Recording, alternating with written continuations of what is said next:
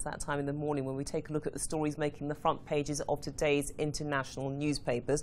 I'm joined in the studio by the political activist Joseph Danquah, who's been, going through his selection. Quite a bit for us to talk about. And later on, in fact, we'll be joined by the entrepreneur and social enterprise expert Claudine Reid, who's also a broadcaster too. But let's start, Joe, with this day newspaper. It's quite a jam-packed front page, really, but the top story, really, Tony Blair. Now, we had him in our news bulletin a few moments ago. He's the first high-profile visitor from outside Africa to see Muhammadu Buhari before he officially takes power towards the end of the month. Is Tony Blair important in Africa? Because some would say he doesn't really have much importance in the UK. So what would you regard as the significance of his visit? Since Tony Blair left power in 2007, he's now taken a role as an international statesman, you know, trying to get his hand in so many things internationally. But for me, his message is very important, reassuring Nigeria of its place in international politics after its successful elections and peaceful handover. Because it was praised for the conduct of the elections, because the fear was that there would be bloodshed, especially afterwards if the results were contested. And Goodluck Jonathan was congratulated for the way that he conceded power to his rival. Yes, and for me, him meeting Buhari, I think should also meet Goodluck to also congratulate him. It should be both sides, even though you know, he lost the election, because you see, Nigeria's narrative has now changed internationally from being seen as a state whereby it was synonymous with chaos, corruption and nepotism. It's now had a new voice in the world political system. So I think now with Tony Blair going in there, the APC government should then kick off from there and then use as a launch pad into a new era. Yeah, because he did make that speech where he was actually very optimistic, Tony Blair. I don't know if we'll be able to hear that again, just for those who may have missed it. Are we able to hear it again at all? Not straight away, unfortunately, but hopefully we'll be able to return to it at some point. But let's move on now to another of your choices. And you've gone for the Wall Street Journal Asia. Hopefully that graphic will appear in the front page. China blasts US plan on sea claims. So the two supergiants squaring up yet again in that rivalry. Yes, there is, you know, there's the Southeast Asia islands is a very hotly disputed area where 6 governments, China included, Japan, Vietnam, Brunei, Malaysia, all are you know, claiming, you know, ownership of those areas. And I know in China, this has been an area rich in natural resources, where, you know, China has now got its new resource-based diplomacy, where it's going around all over the world trying to get resources to build this economy. And you see, an economy that's slowing, it has to be said as well. But they are still trying to stop that, you know, slow growth. And, you know, you're looking at it, the other countries are saying that that is part of their coastal seabed, so therefore China is, you know, encroaching upon it. But then US are now trying to have some military operations in there, which China is saying that it's an aggression on its, you know, on its. And they would also argue perhaps that this is economic aggression as well, because you know that there are resources there, you know that we need them, notably the oil. You don't need to worry about it because you've got your shale deposits, and here you are trying to thwart our right to grow. Yeah, that's what it is. But you see, China is aggressively seeking areas where they can prosper economically. And, you know, America also sees China, even though they're said to be partners, they see them as a threat. So therefore, this might be a way of America curtailing the long arms of Chinese international politics. Yeah, it's called forked tongue diplomacy. Yes, sure. Staying with the China theme, this time the China Daily and the front page headline coming up.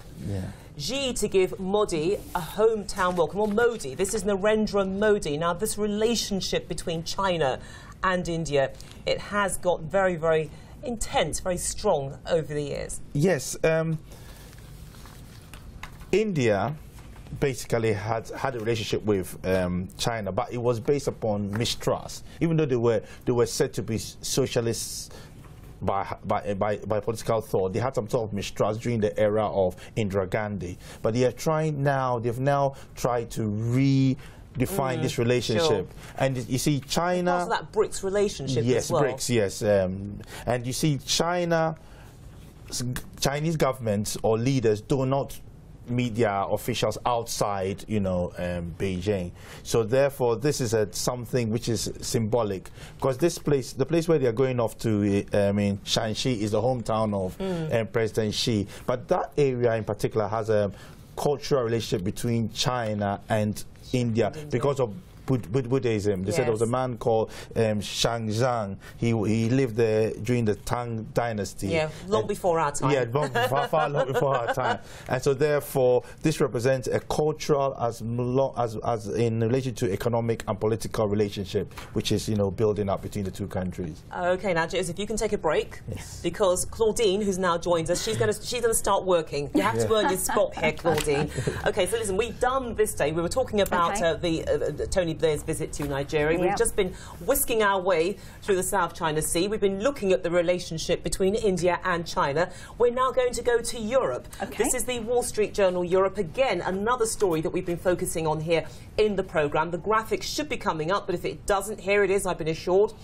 It's the headline: Europe proposes quota plan to share migrant burden. So yes, it is being shared, but there is an opt-out for Britain, for Ireland and Denmark. So some would say that the sharing is rather one-sided. Yeah, very interesting point here. We've got great issues, or challenges rather, with asylum seekers coming into the respective countries, and now there's a big debate around how or where the asylum seekers, how they're going to be distributed in the respective countries. And of course, Britain and Ireland have got part of their opt-out clause, and so it's very interesting in terms of how this is going to progress, because it seems like a ever-increasing situation that we've got to be dealing with. Because certainly the numbers who are making these illicit journeys seems to be increasing all the time, and given that we're now coming up to summer, the waters of the Mediterranean are very calm. Yes. So we're going to have to expect more. But how do you deal with this? How do you stop this tide of humanity flooding over?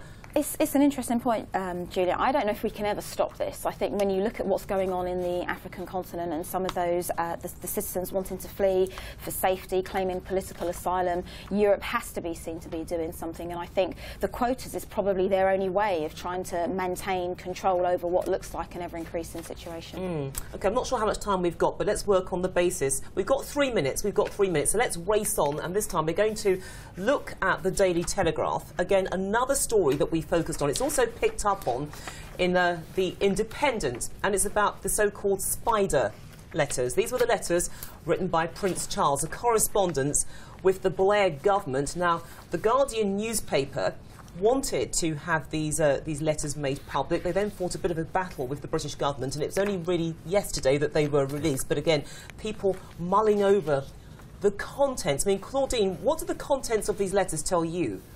It's a really interesting point.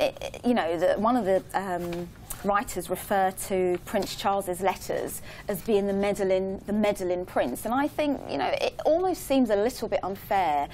But then I guess when you look at the constitutional rights that they had in terms of their staying out of political affairs of the respective countries, but the contents of the letter demonstrate his humanity. It demonstrates that actually he wants to get involved. He's concerned. He's in touch with what's going on. That's from one side of the fence, but on the other side of the fence, he's meddling. He's interfering. He's getting involved in matters. But surely he's only meddling if he actually says in the letter, for example, he expressed his concern to Tony Blair about the protection of British soldiers, referring to the Lynx helicopters which they were using during the Iraq campaign. Now, he was expressing a sentiment that was felt by a lot of people. But surely it's only meddling if the government thinks, maybe he has a point, and they act on that rather than on the advice of elected representatives, the MPs. Yeah, I think so. What he said was the fact, and it was the truth, that these helicopters were not fit for purpose within the environment it was being used, and through that a lot of people lost their lives. So we should be very, very particular about that. As Claudine said, he's expressing his humanity, and what he said to some extent was the truth. And he is a soldier himself, so he knows the dangers of going to war. And certainly his son's a soldier. Yes, certainly one of them was a soldier. Yeah. So for him as a prince, as a future king, he has to know, to some extent, know his limits, but he actually was saying the facts which were... But this is the problem, isn't it? Because the royal family is not allowed to express an opinion publicly. Over the centuries, their constitutional powers have been rolled back. Yeah. And then when those opinions are made public in some way, shape or form, we either support them or we condemn them and say, well, hang on, it's none of your business. They can't win.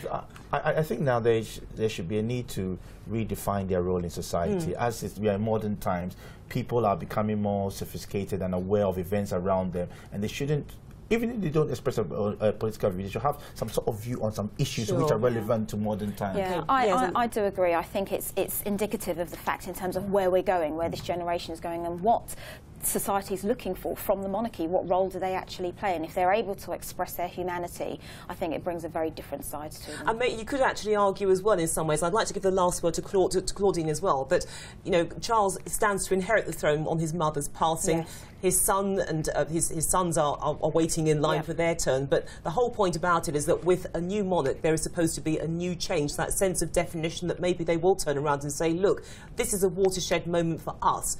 This is our kingdom. You know, people look to us. We have a role, so we have the right to speak. Absolutely. I think one of the other things that I'd like to pick up here is that this has been a 10-year legal battle. So there's going to be some shroud of secrecy. There's going to be some protection of what the prince and what the monarchy represents. But I think it's very interesting in terms of the way how we're going. It's taken 10 years to get to this point. Yeah, so at least it's out in the open. But I'm afraid that time, sadly, has gone against us. I'd like to shake your hand. That's a passing shot at one of my other stories, which I'd love to follow through with you. Why a weak handshake is bad for your heart. But you'll be pleased to know that my handshake is very strong. I assume yours are as well. Of course. Excellent. Pleased to hear it. Claudine, thank you so much for joining me.